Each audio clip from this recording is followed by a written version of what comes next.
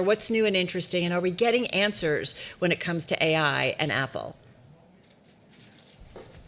What's new is Siri AI, a rebrand. It comes in the form of a standalone app. That is new. It has more of a chatbot style interface. That is new. And these are the features that Apple for a long time was promising that eventually Siri would be able to deliver on. Like the share move in the moment was so interesting because a lot of this, right, Bloomberg's Mark Gurman has reported this would happen. He basically nailed every single detail. But on, the pre-recorded, it's a pre-prepared, pre-recorded keynote. The moment Siri AI goes up on the screen and even confirmation it's a standalone app, the stock goes to a session high 2.7%. We're now softer by 0.5 percentage point. And so I don't know whether you guys would call that sell the news kind of situation, but really interesting to see like Apple demoing things that everyday people would actually use, things that are actually useful, rather than some kind of hype or hyperbole. To stop not buying what, it, Ed, when it comes to AI and the way that Apple has embraced or has not embraced AI at this point?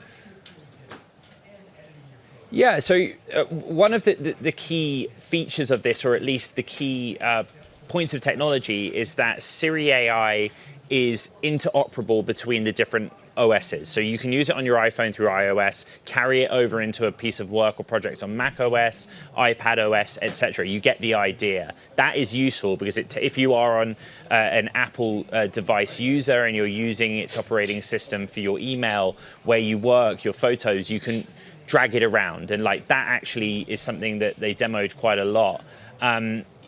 What is interesting about this, like you guys know what Mark Gurman's like, right? How he would describe things, and I'm trying to play it straight down the road. But the thing that's really interesting about it, and they kind of flicked at this in the Top Live blog, a lot of this functionality, it's already available in the market that Apple's trying to go after, which is, Gemini can do a lot of this, and ChatGPT, not just as underlying technology, but as tools. They already do a lot of that interoperability. But yeah, it was quite convincing. All right, convincing, quite convincing. That's a big step in an endorsement. What's missing, though, here? Something just barnstormingly new. Again, with the added context for your listeners that if you think through the lens of why the stock's behaving the way it is, this is kind of selling the news. A lot of what was announced has been out there. So, for example, this generation of Siri AI, the underlying foundation model is in cooperation with Google and Gemini. A mix of Apple's in-house models and Gemini as a model. We knew that was going to be the case, and it's been confirmed as being the case. But it does seem to be like something that's allowed Apple to make Siri more interesting. And what they're doing in each of the phases of the presentation is basically saying, like, how would you sit at your Mac, or how would you spend time on your phone and actually use it?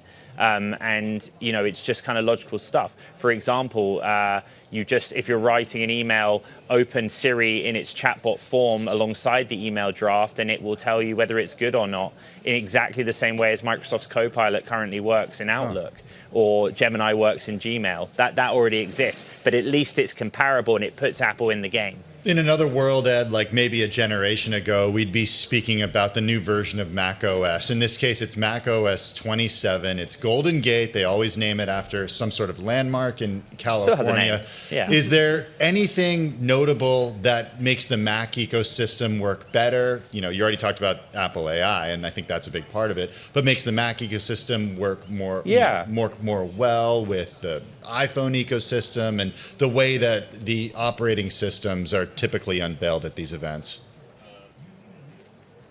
Yeah, again, don't underestimate the Siri, that they've been able to make Siri across the board, that you can jump from one OS to another. Like, people really cheered that on. What you're getting out, it's still called Mac OS, but this year onwards, it's iOS 27, iPad 27, Mac OS 27. It just gives them the same calendar year or generation year, which developers, I've spoken to a lot of developers today, they actually think that's tangibly useful.